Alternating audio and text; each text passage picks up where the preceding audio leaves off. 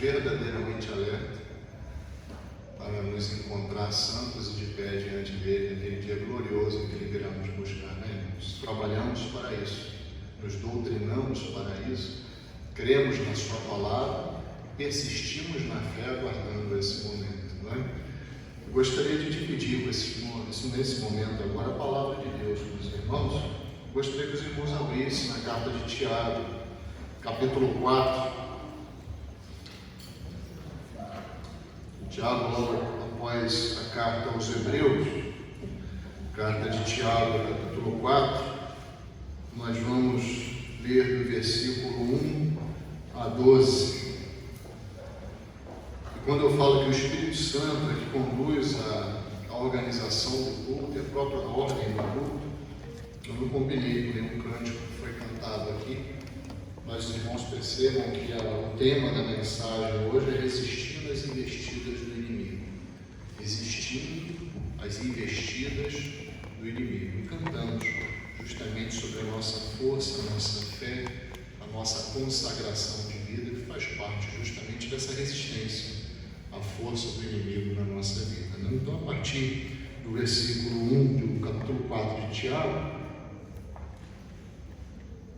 nós vamos ler até o versículo 12 e comentaremos sobre esse tema, resistindo às investidas do inimigo. Diz assim o texto: de onde vêm as guerras e pelejas entre vós? Porventura não vem disto, a saber, os vossos deleites e os vossos membros guerreiam? Cobiçais e nada tendes, sois invejosos e cobiçosos e não podeis alcançar. Combateis e guerreais e nada tendes, porque não pedis. Pedis e não recebeis, porque pedis mal, para gastardes em vossos deleites. Adúlteros e adúlteras, não sabeis vós que a amizade no mundo é inimizade contra Deus? Porventura, qualquer que quiser ser amigo do mundo constitui-se inimigo de Deus. Ou cuidai vós que em vão diz a Escritura: o Espírito que em nós habita tem ciúmes? Antes da maior graça. Portanto, diz Deus resiste aos soberbos, dá, porém, graça aos humildes. Sujeitai-vos, pois, a Deus, resisti ao diabo, e ele fugirá de vós. Chegai-vos a Deus, e ele se chegará a vós. Alimpai as mãos, pecadores, e vós, de duplo ânimo, purificai os corações. Senti as vossas misérias, e lamentai e chorai. Converta-se o vosso riso em pranto, e o vosso gozo em tristeza. Humilhai-vos perante o Senhor, e ele vos exaltará. Irmãos, não faleis mal uns dos outros. Quem fala mal de um irmão e julga seu irmão, fala mal da lei e julga a lei. E se tu julgas a lei, já não és observador da lei, mas juiz. Há um só legislador e um juiz que pode salvar e destruir. Tu, porém, quem és que julgas a outrem? Amém. Parece uma palavra dura de Tiago à igreja, mas na verdade, irmãos, é uma palavra de repreensão, buscando justamente o amor de Deus nas nossas vidas. A gente tem visto que Deus nos ama e demonstra o seu amor, principalmente nos corrigindo, não é isso? Se Ele nos deixasse caminhar nos nossos próprios caminhos e não se preocupasse com os nossos erros e as nossas escolhas erradas, Ele não demonstraria o seu amor. Mas Ele nos corrige e empenha servos seus para nos corrigir. E a sua palavra é viva e eficaz nesse ponto também, porque nos conserta em determinados caminhos. Mas vai além disso, vai além disso. Na verdade, a palavra de Deus ela é empenhada principalmente para nós, como igreja do Senhor Jesus Cristo, resistamos às investidas do inimigo. A gente, obviamente, não gasta muito tempo do culto falando dele, porque nós temos o maior para falar, né? Maior e melhor. que é o nosso Senhor Jesus Cristo. Mas há necessidade, irmãos, de vez em quando, de nós abrirmos os nossos olhos, que nós vivemos nesse mundo numa realidade de guerra. Pastor, eu não vejo as forças armadas deste país imbuídas em guerrear. Mas eu não estou me referindo a uma guerra física. Estou me referindo a uma guerra espiritual. Desde quando que ela existe? Desde sempre. Desde sempre. Desde que o homem foi criado, essa guerra espiritual já existia. Tanto é que Deus mandou Adão fazer o quê? Guardar o jardim do Éden. Guardar de quê? Do mal que já existia no universo. Infelizmente, nós sabemos que Eva e Adão, exatamente nessa ordem, erraram e falharam na sua missão de guardar o jardim do mal e as suas próprias vidas, também do mal. E sabemos muito bem o que aconteceu com a entrada do pecado no mundo. Toda a humanidade se tornou vítima dessa decisão. Não porque o restante da humanidade que viesse depois de Adão e Eva fosse melhor do que eles e faria diferente. A gente precisa pontuar isso. Também sabemos que se o Senhor Jesus Cristo viesse hoje, a ação para com ele não seria diferente daquela que foi tomada lá em Jerusalém, quando declararam: crucifica-o, crucifica-o, crucifica, e solta Barrabás. Também não somos melhores do que aqueles, né? Também precisamos pontuar isso. Até mesmo porque o inimigo que agia lá continua agindo hoje, chamado de o enganador, também de diabo, de demônio, príncipe das trevas, príncipe deste mundo, o maligno, o inimigo. Os irmãos podem escolher qualquer nome desse que não presta, não é? Todos eles citados na Bíblia, para se referir a esse ser que é nosso adversário. Também diz a Bíblia que ele é o nosso adversário. O diabo, vosso adversário, está em nosso derredor, buscando a quem possa tragar, engolir. Então existe uma guerra espiritual sendo travada, e quem acha que não guerreia essa guerra, sendo servo do Senhor Jesus Cristo, está na fila e já levantou a mão para ser tragado, está encabeçando a fila para ser tragado. Porque essa guerra existe, está ao nosso redor, e quem não a enxerga torna-se cego, e o cego é o primeiro a cair na cova. Nós precisamos, portanto, irmãos, como o Tiago alerta aqui para a Igreja de Cristo, as igrejas de Cristo, nós precisamos estar preparados para essa guerra. As investidas do inimigo contra nós são constantes. Eu não falo contra nós somente como igreja. Quando eu falo igreja, é o corpo de Cristo reunido, não é? Obviamente ele investe contra a igreja, mas vai investir também contra a vida dos irmãos. Então nós precisamos nos fortalecer e estar preparados para resistir ao inimigo em nossas vidas e como igreja do Senhor Jesus Cristo. Olha só que interessante, irmãos. A primeira coisa que Tiago ensina aqui é que nós resistimos às investidas do inimigo quando nós renunciamos a interesses pessoais e nos voltamos para o interesse coletivo, principalmente pautado pelo amor fraternal.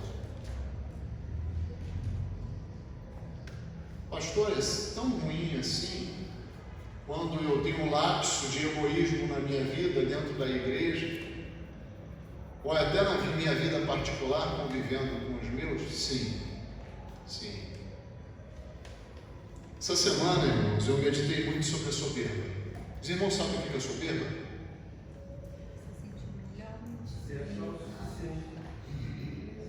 Se achar autossuficiente. orgulhoso, ser dono de si mesmo e achar que não precisa de mais ninguém na sua vida. Ser autossuficiente em todos os sentidos. Davi era um homem servo de Deus, não é? Sim ou não? Sim.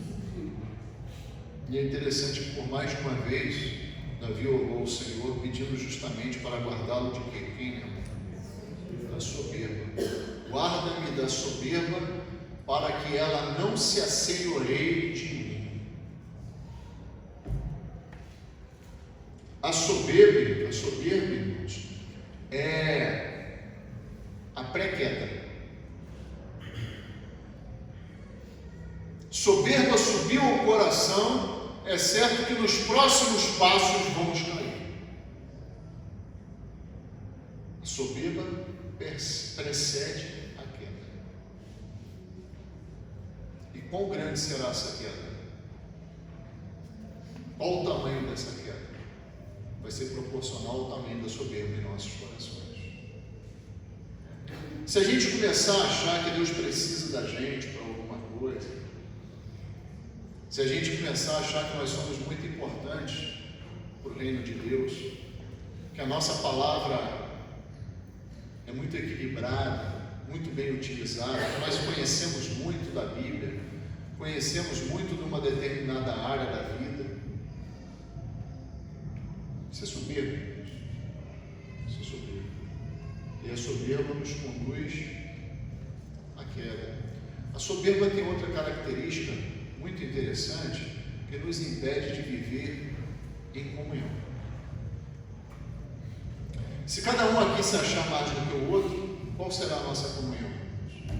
Eu resumo numa palavra: guerra. E sabe que o que o inimigo mais deseja é que nós estejamos em paz ou em guerra? Em guerra. Sabe por quê? Porque num ambiente de paz, todos se tornam mais fortes para resisti-lo. Mas no ambiente de guerra ele reina. Ele é o pai da guerra. Ele é aquele que coloca a guerra nos corações das pessoas. Olha só que coisa interessante, o próprio Tiago fala lá no finalzinho do capítulo 3, antes de adentrar no 4.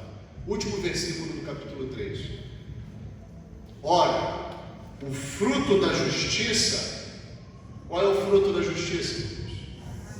O Evangelho, salvação. Não é isso?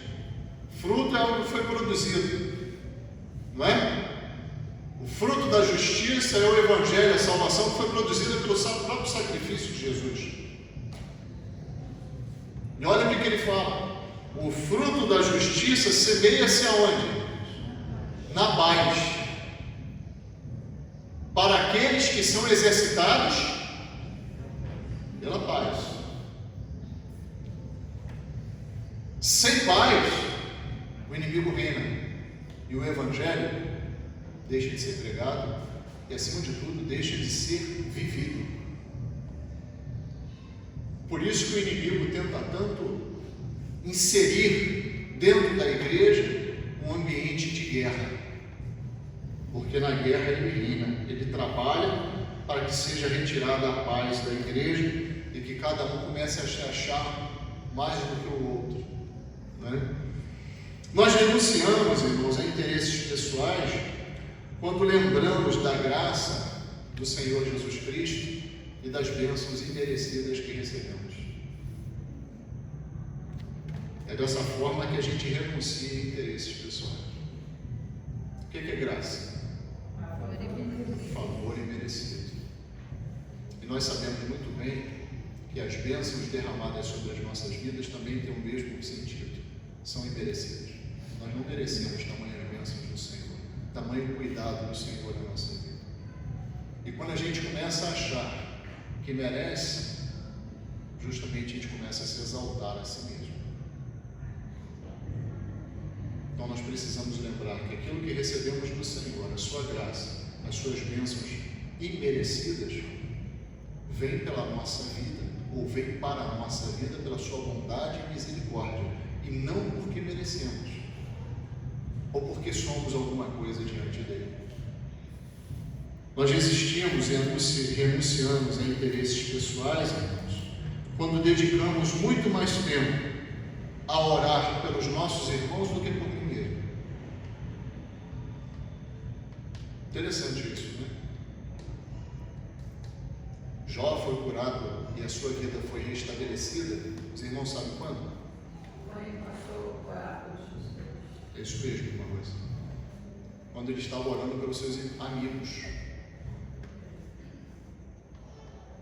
Jó estava orando pelos seus amigos e Deus restaurou a sua vida. Olha que coisa interessante. E olha o que Tiago fala aqui, a partir do versículo 2. Ele diz assim: cobiçais e nada tendes, sois invejosos e cobiçosos, e não podeis alcançar.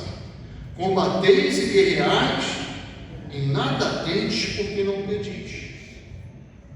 Ou seja, um ambiente de guerra dentro da igreja impedia até que aqueles irmãos orassem. Já não conseguiam mais orar.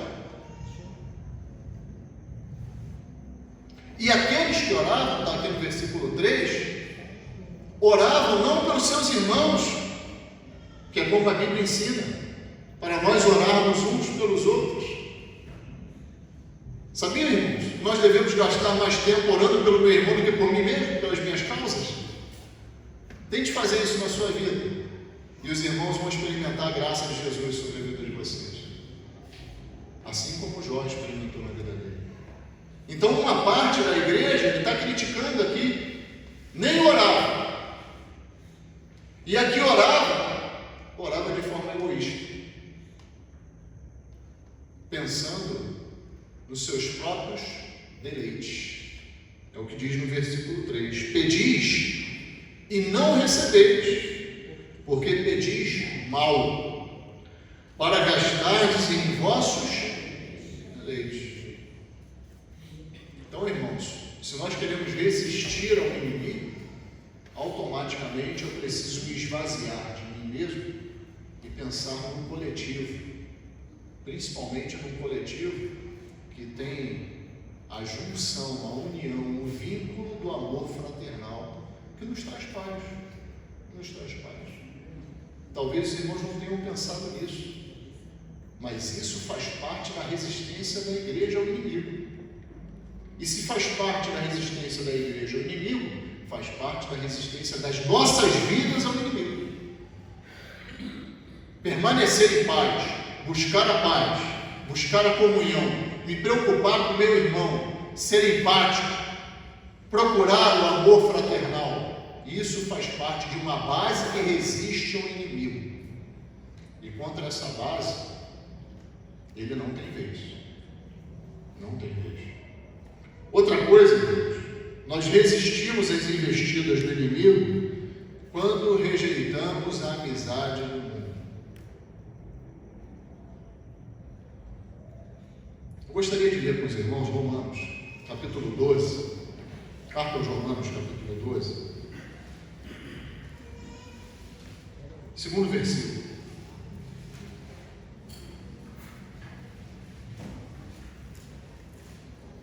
Carta aos Romanos, capítulo 12, segundo versículo. Diz assim: e não vos conformeis, aí tomar a forma, se enquadrar, estar completamente adaptado. Não vos conformeis com o quê? Com este mundo, mas transformai-vos pela renovação do vosso entendimento, para que experimenteis qual seja a boa, agradável e perfeita vontade de Deus. Faz parte da vida cristã renunciar ao mundo. Pastor, o que é o mundo? Biblicamente falando, a palavra mundo aqui, traduzida do grego, é cosmos, é um universo. teologicamente e praticamente na nossa vida, são as ideias que nos permeiam. Ideologias, modismos, amizades, são coisas seculares. E eu vou fazer uma pergunta para os irmãos: quem não se relaciona com isso diariamente? Bem? Levante sua mão quem não se relaciona com nenhuma dessas coisas.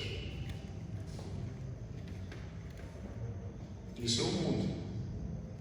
E é interessante, eu mandei uma coisa para os jovens. Billy Graham fala uma coisa que é muito interessante. Ele fala assim: é difícil determinar até que ponto o nosso relacionamento com o mundo se torna pecado, mas a gente pode acompanhar claramente uma evolução em que pode se tornar um pecado. É simples. Todas essas coisas que eu falei, que significam o pensamento desse século, podem se tornar um pecado se a gente começa a se dedicar muito mais a elas do que ao nosso Deus. E é aquela gradação, né? No primeiro momento pode ser um laço. Do laço pode se tornar um embaraço. E do embaraço, irmãos, se torna um pecado. Por exemplo, eu gosto muito de passear com a minha família. Gosto de passear. Isso é pecado?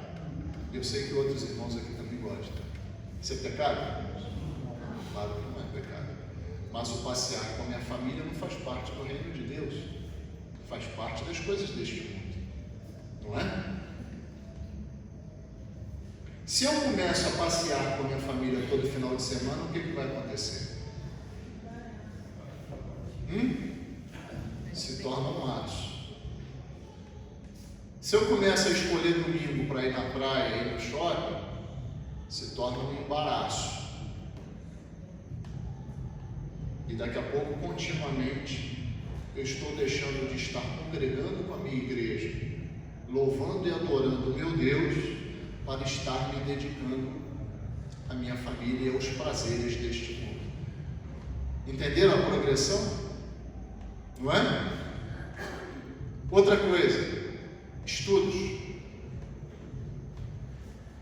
Lá em casa eu fiz um propósito de nunca estudar no domingo. Eu não era pastor não, faz coisa de 15 anos atrás. Quando eu me converti, eu fiz o propósito de não estudar no domingo, não importa para que seja. Eu não vou ficar aqui repetindo meu currículo para os irmãos, porque eu tenho formação. E para me formar eu precisei estudar. E em nenhum momento, durante toda a minha formação, eu precisei estudar no domingo. E modéstia à parte, não fui aprovado com 5 nem com 6 no que eu fiz. E Deus sabe que não é com soberba nenhuma, mas para dar o exemplo para os irmãos, né? Que quando nós fazemos propósitos diante de Deus e cumprimos esse propósito e organizamos a nossa vida, deixa eu abrir um parêntese bem importante, e organizamos a nossa vida, nós nos propomos assim, irmãos, a não entrarmos em laço, nem em embaraço, e muito menos em pecado. Eu sei que os concursos públicos são feitos no domingo, eu já fui concurseiro também. Os irmãos sabem disso. Muitos irmãos sabem disso. Agora, estudar domingo, eu tenho segunda, terça, quarta, quinta, sexta, sábado para fazer. E o que os irmãos fazem de meia-noite às 5 da manhã? Eu vi isso de um professor. E quando precisou, irmãos, eu não anseio o irmão do domingo, mas eu acordei às 3 da manhã para estudar. Quando precisou, eu não lancei mão do domingo, mas eu acordei às 3 da manhã para estudar. Ou fui dormir às 2. E assim, irmãos, em diversas coisas da nossa vida. Trabalho. Eu sei que muitos irmãos aqui trabalham por escala. E aí não podem optar se vão estar na igreja no domingo ou não. mas também sei que tem outros que podem optar.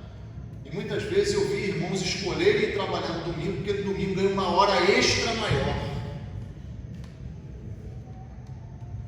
Deixam de estar adorando o seu Deus para ganhar um troquinho a mais.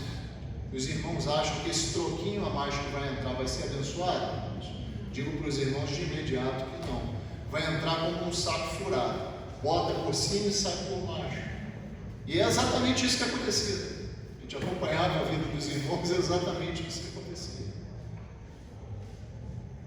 As coisas deste mundo, irmãos, não podem se tornar, não devem se tornar um embaraço para nós. Não devem se tornar em pecado para nós. Nós podemos nos relacionar com elas sem que elas se tornem um empecilho no serviço ao Senhor. Mas precisamos ter equilíbrio e sempre colocando o reino de Deus em primeiro lugar e não negociando os princípios de Deus na nossa vida. Se a gente não negocia os princípios bíblicos de Deus na nossa vida, a gente não permite que o mundo se torne o nosso companheiro. Companheiro não é aquele que está ali perto, não é aquele que caminha junto, não é? Sim ou não? Sim. E eu digo para os irmãos, quem escolhe ser companheiro do mundo, escolhe a inimizade de Deus. Olha o que Tiago fala no capítulo 4, no versículo 4: adúlteros e adúlteras, não sabeis vós que a amizade do mundo é inimizade contra Deus? E esse adúlteros e adúlteras aqui, Tiago não está se referindo ao matrimônio, casamento entre homem e mulher, mas à adulteração religiosa.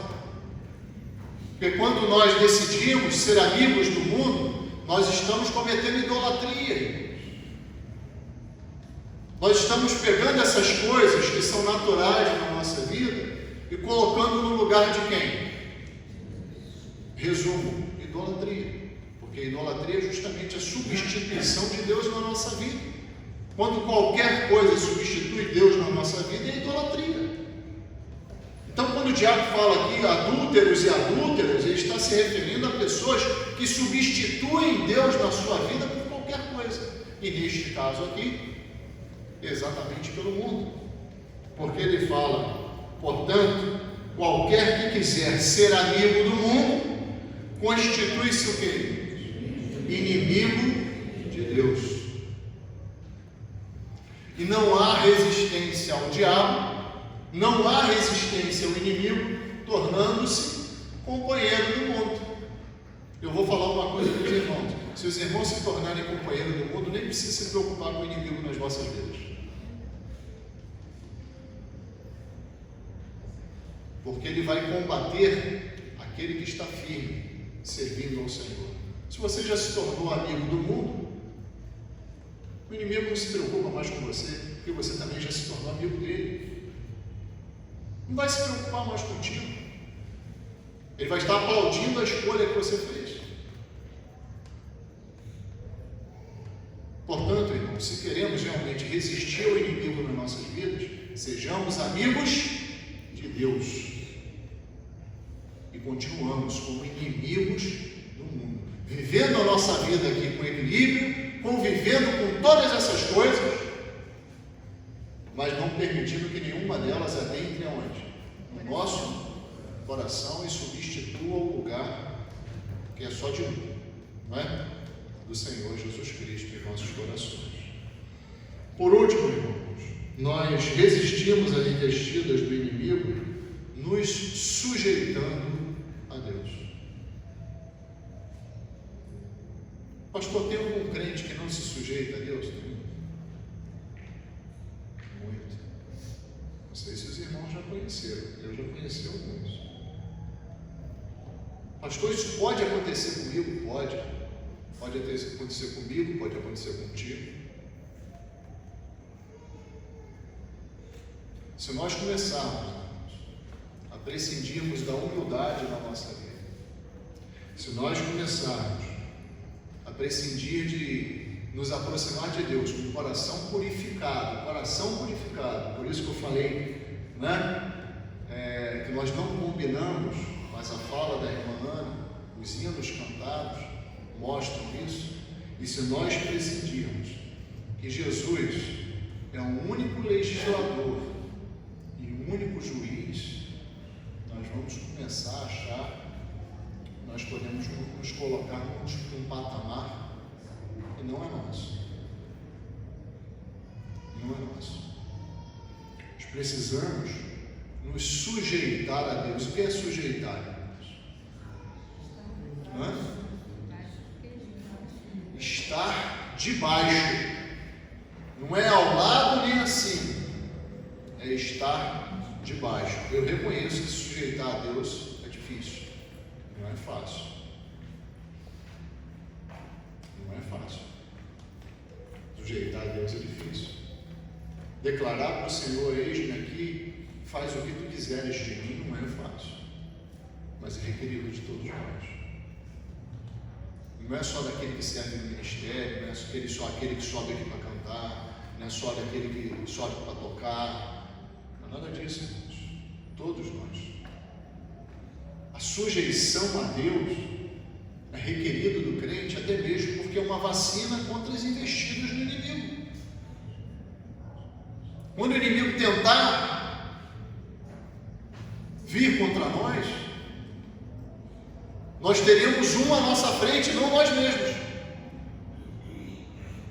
Porque quem se sujeita não está debaixo? Então, quando o inimigo procurar a nossa vida, ele vai achar quem? Deus. Interessante. Billy Graham conta a história de... Meu Deus, me faltou agora, fugiu a cabeça.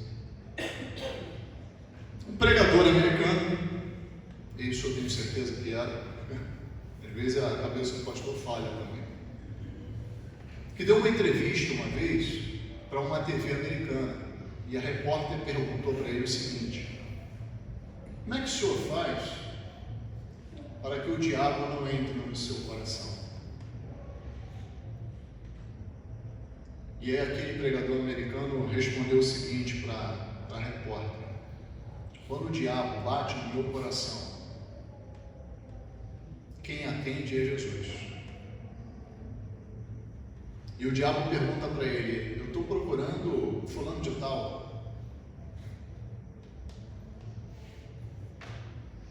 E o Senhor Jesus responde assim: fulano de tal não habita mais aqui. Quem habita aqui agora sou eu. Ele se mudou tem algum tempo atrás. É assim que nós devemos resistir ao inimigo. Porque quando nos sujeitamos a Deus, quem atende às batidas do nosso coração é o próprio Senhor Jesus Cristo. É Ele que vai atender.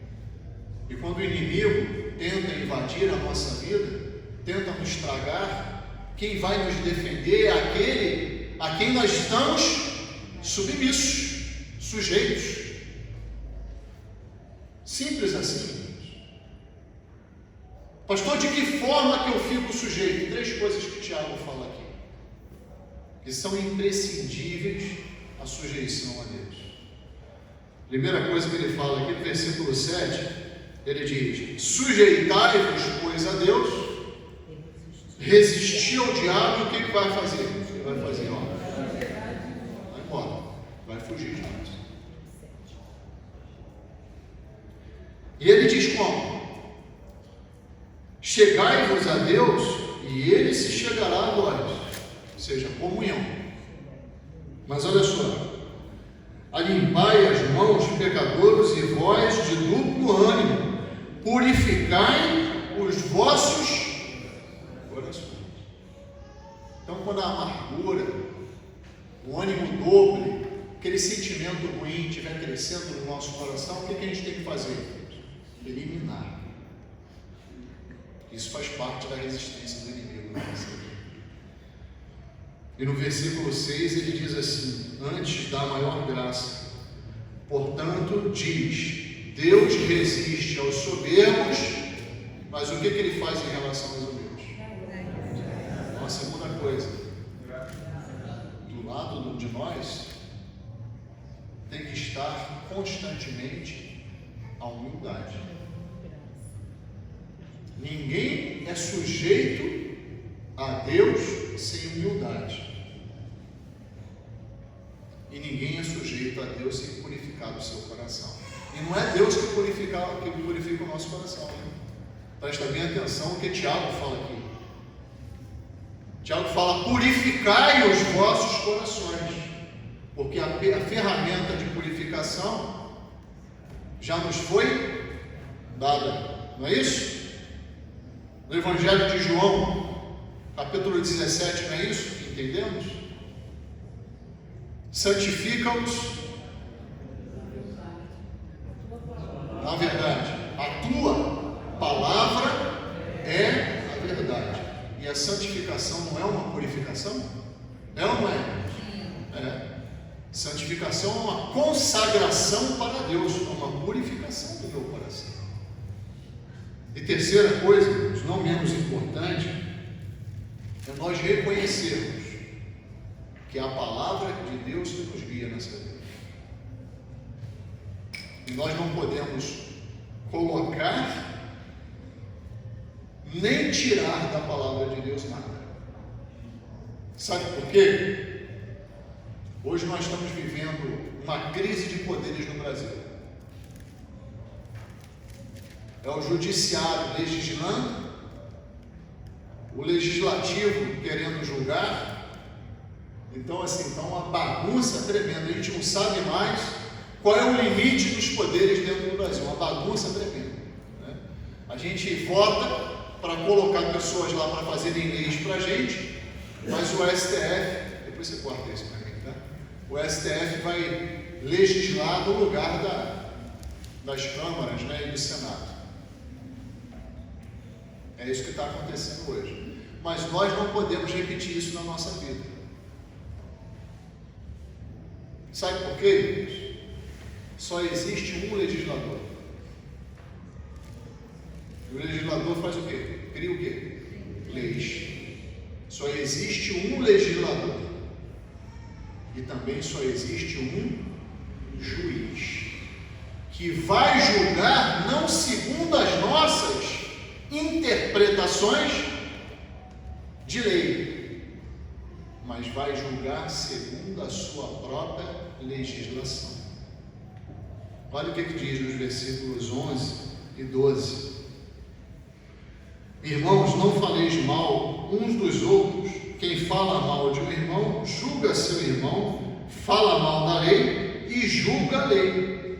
E se julgas a lei, já não és observador da lei, mas juiz. Se você julga a palavra de Deus, e a lei aqui está dizendo, se referindo como a palavra de Deus, você não é observador mais da palavra de Deus, mas juiz. Quem te colocou nessa posição? Quem te colocou nessa posição? Quantos membros de igreja hoje duvidam da palavra de Deus? Quantos membros de igreja hoje abraçam uma premissa do liberalismo teológico, que é um braço de Satanás no nosso meio, e falam assim: não, a Bíblia não é a palavra de Deus, a Bíblia contém a palavra de Deus. Olha, se contém, sou eu que decido quando é e quando não é. Concorda? Se contém a palavra de Deus, sou eu que decido que texto contém e que texto não contém. Mas a Bíblia não contém a palavra de Deus, ela é a palavra de Deus, e vou acrescentar, inerrante. Inerrante. E se a gente duvida nisso, nós estamos de braços dados com quem? O inimigo. Mas se nós nos firmarmos nisso, confiando que há um só legislador e um só juiz que vai julgar conforme a sua palavra, nós resistimos ao inimigo. O versículo 12 diz assim: há um só legislador e um juiz que pode salvar e destruir. Todo o poder pertence a ele. Tu, porém, quem és que julgas a outra? Por favor, ninguém pensa aqui e nós não devemos avaliar. Nós temos um instrumento de avaliação, que é a palavra de Deus. Lembrando os irmãos que nós não devemos julgar. Julgar é uma coisa, avaliar é outra completamente diferente. Julgar é emitir condenação sobre a vida de alguém, ou condenação ou absolvição. Emitir uma sentença, isso é julgar. E quem tem essa capacidade aqui? Principalmente espiritualmente falando. Eu sei que não tem nenhum magistrado aqui, humanamente falando, mas também, muito menos, alguém com capacidade de emitir uma sentença espiritual sobre a vida de alguém. Porque isso pertence a quem? Ao único juiz. Nós devemos avaliar, e Deus nos deu um instrumento para a avaliação. Avaliação é uma coisa, julgamento é outra. Julgamento pertence a Jesus Cristo. Ele declarou: é-me dado todo o juízo. Todo o juízo. Deus deu esse poder a Cristo somente. Então, se queremos realmente, irmãos, resistir ao inimigo, nós precisamos ser humildes, purificar os nossos corações e também o quê? Nos submeter a Deus como sendo o único legislador e o único juiz sobre a nossa vida. Concluindo, irmãos, nós precisamos resistir ao inimigo até mesmo por causa do contexto de guerra espiritual que vivemos. Quem acha que não vive nessa guerra espiritual, como eu disse na introdução, está na fila. Já para ser tragado, é uma das primeiras cabeças para ser tragado pelo inimigo. Porque a Bíblia nos fala para estarmos atentos a todo momento. Porque existe um inimigo querendo nos tragar. E como é que a gente resiste a ele conforme esse texto, irmãos? A gente resiste a ele permanecendo em paz, abrindo mão do eu em prol do coletivo. Assim é a vontade de Deus sobre a igreja.